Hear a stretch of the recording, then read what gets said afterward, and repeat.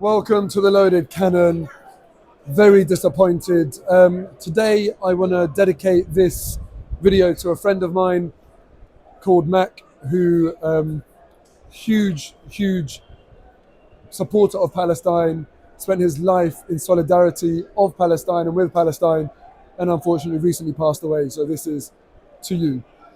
Now talking about this game. Oh, I'm so disappointed. I'm so disappointed. You know, from where I am here, right, you can see, I don't know if you can see it, but these boards, the white ones, they say respect. And for the first 20 minutes of this game, I could have just read that repeatedly rather than watch any of the game, and it would have told me everything I need to know about how we played the first 20 minutes. We showed far too much respect to PSG, and it was so frustrating. As I'm saying this, have a guess of what the answer is. But after 20 minutes, guess what the possession statistics were in this game? I'll tell the answer in 10 seconds. Write it in the comments, wherever you think it was. Have your guess, put your guess in the comments. And for me, that is what cost us the game. We obviously conceded after 4 minutes. I thought after 4 minutes conceding, we would see a massive reaction from Arsenal where it would be a bit of a wake-up call. The answer, 74%.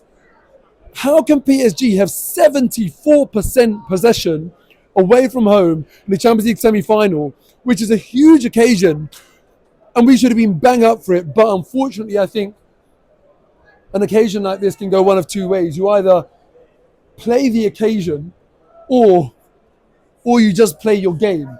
And unfortunately, you know, we played the occasion, and what happens then is the occasion ends up playing you. We were just not silky. We were not composed on the ball. Our passing was awful. We showed them so much respect. And when you realize that it's not going your way, it's not clicking, one person needs to take responsibility to try and change the momentum or sort of change the mood in the stadium. Patrick Vieira used to do this so brilliantly well by dueling, by putting in a tackle, by dominating someone. And that would get people looking at the game differently, like fired up. It would change the energy in the stadium with the fans, with the players. And we lacked that today.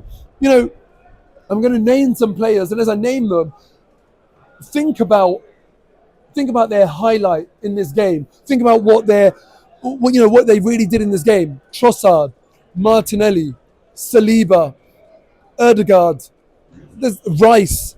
There's a lot of players there that you look at. I am naming serious first teamers: Martinelli, Rice, Erdegaard, Saliba. These are, four of our top players, and Trossard as well, who, yes, albeit rotates, but is still like a proper first teamer.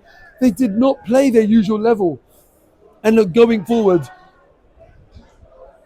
Martinelli and Trossard, I have to say at this point, and Erdegaard, for Martin Erdegaard to get subbed off in this game. I know it was very, very late, and we'll talk about that separately, because I'm very, very disappointed about the lack of ambition that Mikel Arteta showed today in terms of his substitutions.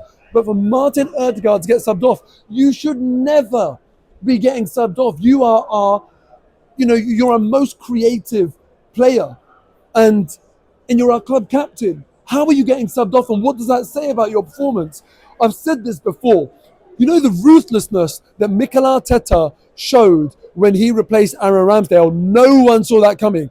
You go back to that time and read the articles that were being written then. It was asking who is going to be first choice. We were so shocked about that even in spite of signing a new goalkeeper, we were still not reading the room. We were still saying, because Ramsdale was good, but we realised there was an improvement to be made, and he got it right. He was ruthless, and Raya has done brilliantly.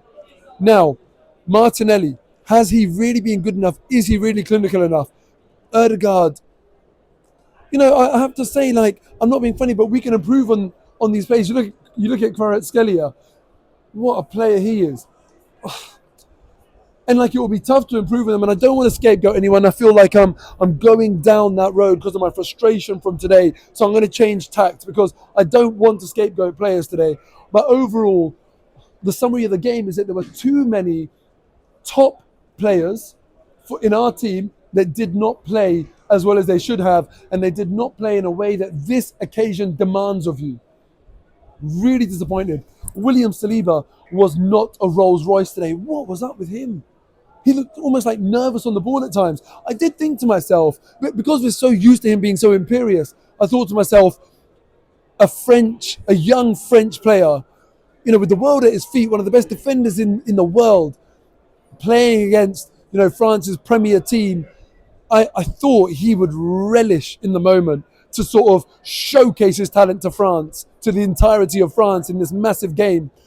But it went the other way. He was not very good today. But you know what? I have to say that I think one of the main things, because I'm mentioning players that played today. Let's mention a player that didn't play today, and that's Thomas Partey. I'll take you back to Declan Rice going berserk at Thomas Partey in the last game against Real Madrid because of that stupid yellow card he got, and this is why. Look at the first goal and look at it in detail. Martin Ødegaard, we all know he's a leader of the press. He actually beckons Saka forward to join him in the press. Now, Martin Ødegaard cannot tell every single player what to do in that press. He's meant to be the trigger, and you're meant to follow. He's made the motion. Saka's come.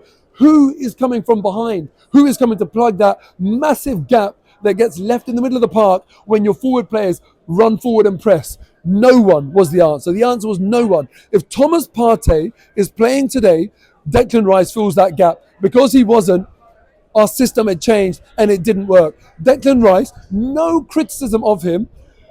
He did not play a special game today. I'd say, to be fair, it was pretty average, in all honesty. And you look at how well he played against Real Madrid, and I know PSG are a different proposition, but Declan Rice was not there today, making the difference that we needed, and that is because of Thomas Partey. So Thomas Partey also needs to take some responsibility in the disruption he caused with such a silly yellow card. There were times where, look, someone like Yuri Timber, I think it was against Real Madrid, he plays with pride. He's not going to get pushed around. And he got thrown to the ground, I think it was by Rudiger, didn't react, just got on with the game. And we were so on job. Thomas Partey let us down. Anyway, Yuri Timber today, I thought, up against Kvaratskhelia, who's an unbelievable player, other than the first 5 minutes where obviously he backed away. You cannot do that. You have to engage that player. You cannot let him call the shots like that against you. It was really, really disappointing, that moment. And then Dembele, who started the move, as I've spoken about, due to our lack of cohesion in the press, and then finished it off. What a goal, what a finish. And also credit to PSG's fans. What a set of fans they are. They were non-stop all game. But today is really, really disappointing, and I am really frustrated at Mikel Arteta's lack of ambition in the subs. Let me know if you agree with this or if you think I'm being harsh. They scored in the 4th minute. We waited over 80 minutes since then to make an attacking substitution. And I understand not making a sub if you're battering the door down. But at one point in that second half, we sort of ran out of that attacking steam. And I was calling out for someone, a bit of a maverick player, someone that wants to say, do you know what, I'll take the ball, I'll take responsibility. And I know I'm talking about an 18-year-old here in Ranieri, but he is special. And we needed to give him some time to leave his mark on the game. Because, think about it, for an 18-year-old who's got so much talent, and we've seen him pick up the ball and lash a goal in from 20 yards, we should have at least given him the chance to play himself into the game. If you're going to make the change after 85, make it after 80. And it should have been before that. We're 1-0 down, for God's sake. And the only sub he had made before that was White for Timber. Look, maybe Timber picked up a knock. I don't know what that sub was about. Trossard did not play well today. Martinelli did not do enough today. And you had two options there. Take Trossard off when Ranieri earlier, or take Martinelli off. If you take Trossard off, Martinelli can go down the middle. You've got to do something to mix it up. That would have given Martinelli potentially a new sort of lease of life in the game in a different position. And obviously you get Ranieri on. I'm just really disappointed about that. But I'm going to try and end this on a more positive note. Because yes, whilst today was disappointing, it is only 1-0. And you saw we came centimetres close to scoring that goal. And honestly, I believe that if that goal had gone in, because I was saying at half time, we ended the first half in such good fashion that we needed to make that spell count. And I thought, as long as we don't at half time disrupt that spell, as long as we can carry on playing the way we were at the end of the first half, then we will be fine.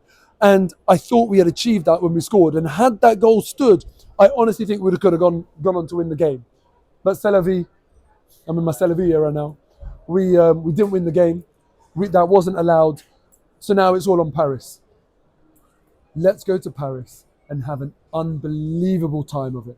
Let's go there and just make it unbelievably memorable and go and do what we need to do, what we are all desperate to do. I am craving that final so much and lifting that trophy. To go and do that, you're going to need to put in one hell of a performance. You're going to have to go and do something special. It's an opportunity for these players to write their name in the history of this club. Go and achieve something that has never been achieved before at this great club. There's 2 clubs here that have never won the Champions League. We are the greatest club to never win the Champions League. The team that plays in this ground and this special club. Let's go and put that right and somehow go and do something magical in Paris and win this competition. I'll see you next time. Take care.